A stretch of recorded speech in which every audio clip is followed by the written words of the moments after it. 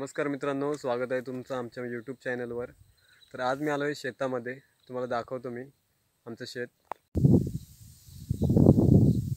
तर मित्रांनो, ही भात शेती आहे, तुम्ही पाहू शकता।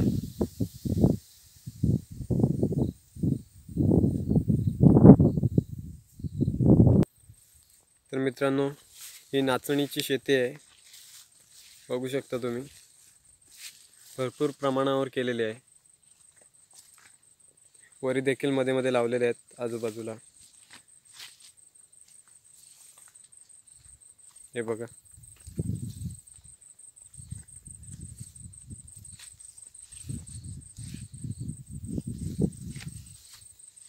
हा संपूर्ण पट्टा नाचणीचाच आहे।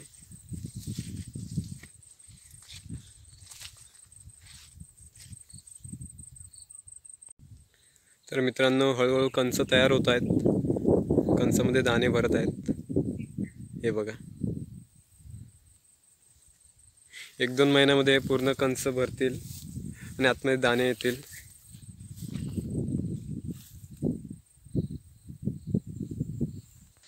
लाईक करा, शेअर करा आणि सबस्क्राईब करायला विसरू नका। धन्यवाद।